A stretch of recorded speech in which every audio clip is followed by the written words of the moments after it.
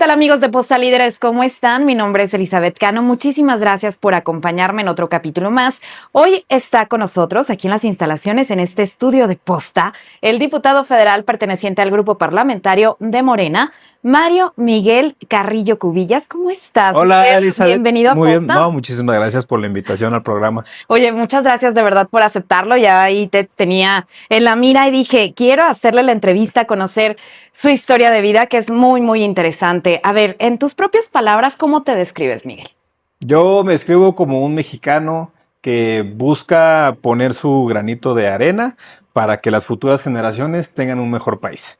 Yo lo que digo es, yo la verdad es que disfruté mucho de mi niñez, las calles, los juegos, la educación que tuve y por lo menos dejarle a mis hijos, a mis nietos, el mismo país que yo recibí. Ese es mi objetivo. Justo, a ver, platícanos un poquito sobre tu infancia, sobre tus orígenes.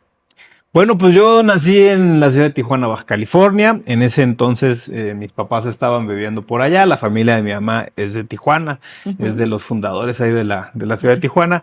Y muy temprana edad, a los 3 años más o menos de vida, le ofrecen un trabajo a mi papá en Puebla. Mi papá es académico, estaba en el Colegio de la Frontera y lo invitan a abrir el Colegio de Puebla. Entonces muda a toda la familia a Puebla y pues ya ahí crecimos, me desarrollé. Ahí hice toda mi carrera académica, la primaria, secundaria, prepa, la universidad. Y ya después de la universidad es que ya me vine a trabajar a Ciudad de México, a picar piedra. Y ahí empecé entre la especialización académica, pero también en el área, digamos, profesional y un poquito ya relacionado con la política, porque al final del día, pues todo está relacionado con ello. ¿Tienes hermanos? Tengo 3 hermanas mayores, Laura, que es la mayor, me lleva 9 años. Luego está Leti, que es la de en medio, ella me lleva 6. Y luego está Patti, que es la que me lleva 4 y es la que más me fastidiaba de chiquillo. ¿Por qué? ¿Eras inquieto de niño? Sí, siempre he sido muy inquieto, la verdad. Y bueno, pues imagínate, somos 4, 3 hermanas mayores, yo era el más chiquillo, hombre. Unos decían que era el consentido. Pero no, ya al final del día es el que más le exigen, la verdad, ¿no? Porque conforme va pasando el tiempo uno se da cuenta que el hombre es el que tiene que, bueno, por lo menos en esa época el hombre tenía que cuidar a las mujeres. Entonces, sí, yo me ponía ahí luego con chavos más grandes que yo, 6, 8 años más que yo, que ahí andaban molestando a mis hermanos y les decía, hey, ¿qué onda? Cuidado. Aquí no, cuidado. Sí. Oye, ya ahorita ya se cuidan solas, evidentemente. Sí, claro, ya cambiaron las cosas, pero siempre apoyándose, ¿no? Sí, por supuesto. Tu papá es también servidor público, ha tenido diversos cargos en el medio político. ¿De ahí te llama la atención la política? Sí, claro. De hecho, mi papá, como es académico, estuvo en el Colegio de México. En el Colegio de México convive con Víctor Urquidi y ahí conoce a Manuel Camacho Solís. Sí. Entonces, en algún momento, cuando Manuel Camacho era regente de la Ciudad de México, invita a trabajar a mi papá y yo desde ahí empecé a ver pues esta combinación, ¿no? Del acercamiento con la política. También recuerdo que en ese entonces estaba el hoy secretario de Economía, Marcelo Ebrard, y hicieron un buen grupo. La verdad es que hicieron un muy buen trabajo al frente de la Ciudad de México. Incluso se llegó a decir que Manuel Camacho pudo haber sido un presidenciable. Bueno, sí. O sea, estaba considerado, ¿no? Junto con Luis Donaldo Colosio Murrieta. Y por todo lo que hicieron en la ciudad y todo lo que se transformó, porque eso, digamos, para mí la regencia de Manuel Camacho fue lo que le dio el paso a que la Ciudad de México fuera una ciudad progresista, una ciudad donde se respetaron los derechos, donde se privilegió la seguridad, y es lo que le permitió al licenciado Andrés Manuel López Obrador llegar en el año 2000 y por supuesto tener la transformación que hoy tenemos, siendo una de las capitales más importantes del mundo. ¿Y por qué decides estudiar para ser ingeniero civil? Porque, híjole, es una muy buena pregunta. Porque en la prepa luego uno está medio perdido, no sabe qué hacer y le hacen exámenes de orientación vocacional. Y a mí me dijeron que yo era muy bueno para los números y para resolver problemas. Y el perfil que a mí me sugirieron fue el de la ingeniería civil. Y por eso me metí a la ingeniería civil y efectivamente la verdad es que me fue muy bien en la carrera. Sí me gusta construir nuevas cosas, sí me gusta resolver, pero también yo siempre tenía una cosquillita y esa cosquillita creo que la he resuelto hoy en día con lo que hago, con el trabajo legislativo y con la preparación que sigo teniendo, porque nunca me he dejado de preparar. Y por Sí. ejemplo, ahorita pues ya terminé un diplomado en la UNAM de Derecho Ambiental y eso me dio paso a ya ahorita estar estudiando la maestría en Derecho Constitucional. Entonces, esta parte de las leyes, de la interpretación de las leyes, de la generación de las leyes, que va muy de la mano con el trabajo legislativo que estoy haciendo, yo creo que es el complemento perfecto del área de ingeniería civil, ¿no? Porque ya tengo las ciencias naturales y las ciencias sociales exactas. ¿Y quién te abre la puerta a la política? Tengo entendido que tu primer cargo o encargo fue en el año 2006, ¿no? No fue posterior. En el año 2006, la verdad es que yo seguía estudiando la maestría en gerencia de proyectos de construcción. El primer acercamiento con un cargo público fue en el año 2019. Fue gracias a una invitación por parte de el fallecido gobernador, entonces gobernador de Puebla, Luis Miguel Barbosa, que había identificado que necesitaba cubrir un área en materia de agua. La Comisión Estatal de Agua y Saneamiento del Estado de Puebla. Yo tengo la especialidad dentro de mi área de estudio de doctorado es la infraestructura sustentable y la especialidad que yo tengo es en el agua. Entonces, él me invita para rescatar todas las plantas de agua, tratadoras de agua y residuales del estado y generar un nuevo atlas de riesgo hidrológico en el estado, pero sobre todo un programa de rescate del río Atoyac, que es una de las cuencas más importantes, no solamente de Puebla, sino para todo el país. Y que de hecho hoy es una prioridad de la presidenta, la limpieza de ese río. Entonces, ese es el primer acercamiento, esa es la primera oportunidad que tuve, ya como siendo titular, pues, sino, ya no de lejos, ¿no? Como yo lo veía con mi papá, sino ya viviéndolo en carne propia. Y la verdad es que me gustó muchísimo el servicio público. Me enamoré del servicio público, de todo lo que se puede hacer cuando uno tiene la convicción de hacerlo bien. Sí. Y ya de ahí después se dio la oportunidad del tema de la representación legislativa a nivel federal. Y aquí estoy. 2 veces diputado federal. ¿Cómo te has sentido? Federal, ¿y qué has hecho? Por mayoría relativa. La legislatura pasada, la 65ª legislatura, tuve la fortuna de que varias iniciativas fueran aprobadas. Una de las que más estoy orgulloso es una iniciativa que propuse para reformar la ley de la seguridad en el espacio aéreo mexicano, la ley de aviación civil, la ley de puertos y aeropuertos. Y con lo que yo hice, se le dio oportunidad a que hubiera o se pudiera otra vez tener la figura de una aerolínea del Estado. Entonces, Mexicana de Aviación vuelve a volar gracias a una iniciativa que yo metí. Y otros aeropuertos como el AIFA o como ahorita, como el Aeropuerto Internacional de la Ciudad de México, que es operado por la Marina, el AIFA es operado por la Sedena, y otros aeropuertos como el de Tulum, que pudieran ser concesionados o consignados también a empresas productivas del Estado, no solamente a particulares, porque eso se había cambiado en las administraciones pasadas, regresó ya a la ley y por eso es que puedo decir yo que si hay mayor competitividad en las aerolíneas y en el uso de aeropuertos, es gracias a unas iniciativas que metí yo. Eso, muy bien. Oye, ¿y qué sentiste la primera vez que estuviste en tribuna? ¿Te acuerdas de ese momento? Claro que me acuerdo, sentí mucho nervio, era la primera vez para mí. Fue una discusión de reforma al Código Fiscal.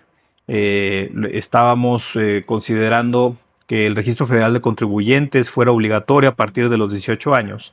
Y la oposición tenía ahí un tema de que, oigan, pero es que se están metiendo con los jóvenes y estaban ahí hablando las cosas. Y entonces yo pedí la mano, bueno, alcé la mano y le dije, me acuerdo perfecto, quien estaba llevando el debate era el maestro Leonel Godoy, que era entonces vicecoordinador de la bancada. Y me dice, a ver, ¿a poco sí les puedes contestar? Yo, sí, claro que les voy a contestar. Entonces subí a tribuna y lo que les recordé es que ellos antes olvidaban a los jóvenes. No los tomaban en cuenta, pero para nada. Y no solamente eso, los olvidaban. E incluso hubo un expresidente también que hoy es de oposición, que llegó a decir que eran ninis, porque ni estudiaban ni trabajaban. Pues sí, pues porque no les daban las oportunidades ni de estudiar ni de trabajar. Y eso cambió con los gobiernos de la Cuarta Transformación. Y esa fue la primera participación que tuve en tribuna. Sí estuve un poco nervioso, pero ya al final me di cuenta, es como aprender a andar en bicicleta, ¿no? Tienes miedo a los primeros pedaleadas, pero ya cuando pedaleas y ya vas rápido, ya se te hace fácil. Y hoy ya incluso tengo la fortuna incluso de haber participado en tribuna, incluso del Senado. Y siento que no lo hago tan mal. Y es que sabes que muchas veces lo he dicho, ¿no? Esos nervios también creo que son adictivos, o sea, son esos nervios que dices, me impone mucho estar haciendo esto, pero me gusta sentir esto, ¿no? O sea, son esos nervios como que te impulsan a sacar lo mejor de ti. Sí, yo creo que es la incertidumbre de no saber qué va a pasar, pero ya cuando tienes la certeza de qué es lo que pasa, cómo se reacciona, qué es lo que... Entonces ya tienes un dominio, y por eso digo, ahorita yo ya tengo dominio de tribuna, ya tengo 2 legislaturas, ya incluso no solamente en Cámara de Diputados federal, sino también en el Senado, y pues ya ahorita ya también los debates con los de la oposición ya se vuelven bastante interesantes, la verdad, porque pues ellos tienen su visión, nosotros la nuestra, lo contrastamos, pero yo siempre hago ver que tenemos nosotros la razón y estamos del lado correcto de la historia. Tienes 2 hijos, ¿no? Tengo 2 hijos, Santiago y Sara, que acaban de cumplir 11 y 9 años. Son mi motor, son mi luz, todo lo que hago lo hago por ellos. Y precisamente, como empecé la entrevista pensando en dejar un mejor país, mi objetivo es dejarles un mejor país a ellos específicamente, y sobre todo a las futuras generaciones de ellos. Sí. Y como político y como padre de familia, ¿cómo divides tu tiempo? Complicadísimo, pero siempre genero espacio para poder estar con ellos, y poder tener actividades con ellos, y sobre todo ser pues una piedra donde se puedan anclar y tener seguridad. Y eso es lo que yo estoy tratando de dejar en ellos, ¿no? El legado que yo quiero dejar en ellos es de que tengan esta certeza de que pueden tomar sus propias decisiones, y si en algún momento se equivocan, no importa, puedes regresar y puedes empezar de nuevo. Me gusta mucho un dicho que dice que lo importante cuando te caes no es quedarte abajo, sino es levantarte.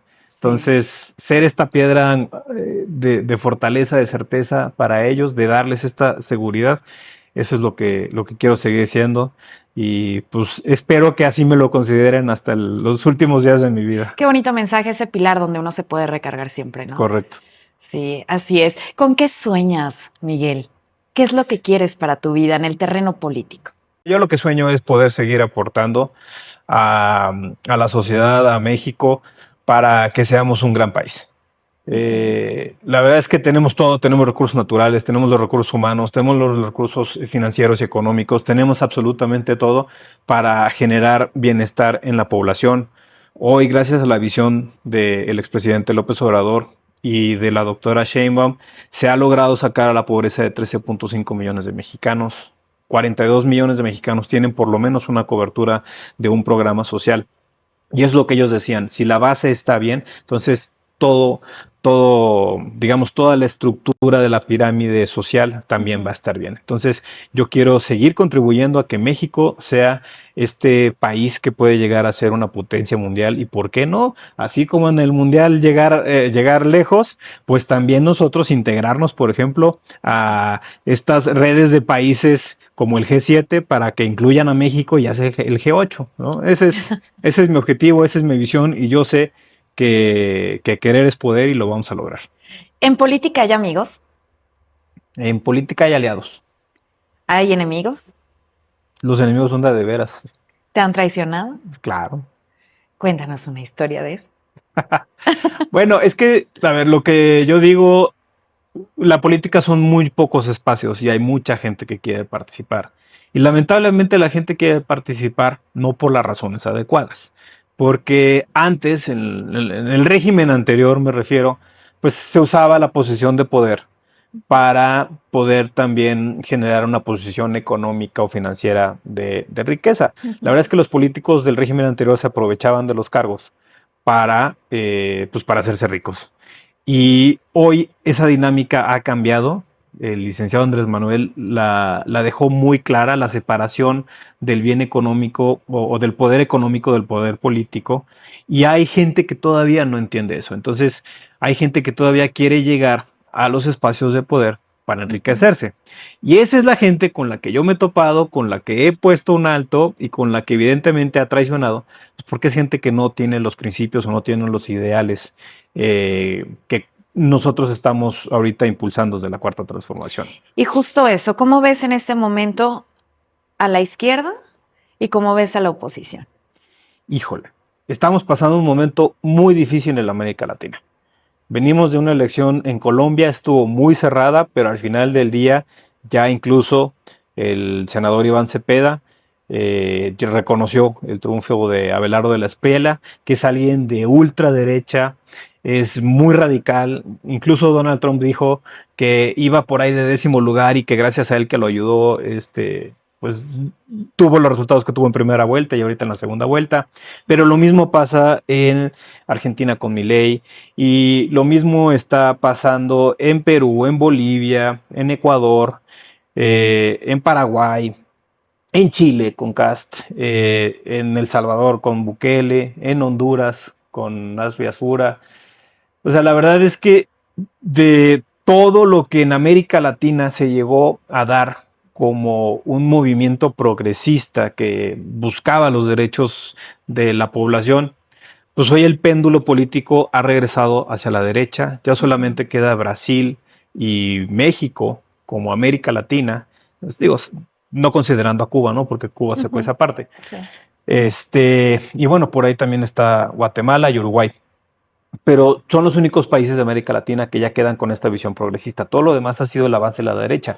Y es un avance de la derecha internacional. Y esa derecha internacional, esos grupos conservadores ultra radicales, quieren desestabilizar la administración de la doctora Sheinbaum. Y por eso hay ataques muy fuertes, y lo que buscan ellos y la oposición, sobre todo en México, lo que piensa o considera es que esa es la ruta para regresar. Y por eso es que le abren las puertas al injerencismo extranjero y todo este ataque mediático, porque ellos piensan que México podría seguir la misma suerte de los otros países donde la derecha ya regresó al poder. Y yo lo que digo es que se equivocan, porque hoy en día se están topando con una mujer presidenta.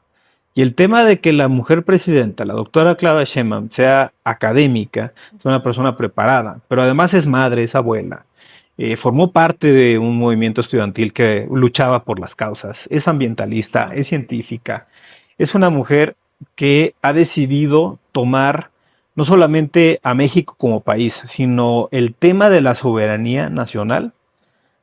Ha decidido tener una relación materno-filial. Entonces, creo yo, o lo que veo es que la soberanía nacional es como si fuera su hijo o su hija, y la va a defender a capa y espada. Y ahí es donde los grupos de derecha se están equivocando, porque creo que están minimizando esta capacidad, esta firmeza y esta convicción que tiene la presidenta de defender la soberanía. Y hay muchos sorprendidos, y creo que el primer sorprendido es Donald Trump, porque creo que Donald Trump pensó que iba a ser más fácil tratar de imponer su agenda con nuestra presidenta, y se ha encontrado con que no, con que al contrario, que México es firme, ella lo ha dicho, somos un país libre, independiente, soberano, así vamos a seguir, y aunque estemos en plena negociación del tratado trilateral entre Canadá, Estados Unidos y México, la presidenta ha sido muy firme en sus convicciones.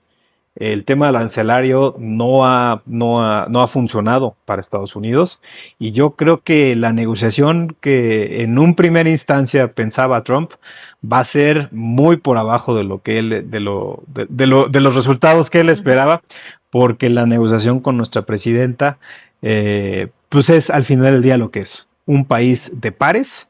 No estamos abajo de Estados Unidos, y al final del día sí tenemos una fuerte relación comercial con Estados Unidos. Sí. Pero también hay 191 países con los que también podemos tener relaciones económicas. Entonces, ese no es ningún problema. Somos un gran país, un país productivo, de gente que trabaja mucho, y tenemos mucho que ofrecer. Miguel, finalmente, ¿qué legado quieres dejar, te gustaría dejar en nuestro país como político? ¿Qué legado me gustaría dejar? Me gustaría que las futuras generaciones digan que hubo un legislador, hubo un político, Mario Miguel Carrillo, que hizo cambios y que esos cambios sirvieron para seguir con la educación, con el desarrollo, pero sobre todo con que se garantice que el agua siga siendo de todas y de todos y que no pueda ser concesionada de manera integral. ¿A qué me refiero? Que la iniciativa privada no comercialice con algo que es un derecho humano como es el acceso al agua. Totalmente. Muchísimas gracias por haber estado con nosotros. Al contrario, Mario por Miguel invitarme. Carrillo. Gracias, Elizabeth. Muchísimas gracias por haberme acompañado. Mi nombre es Elizabeth Cano. Los invito a que me acompañen en el próximo capítulo.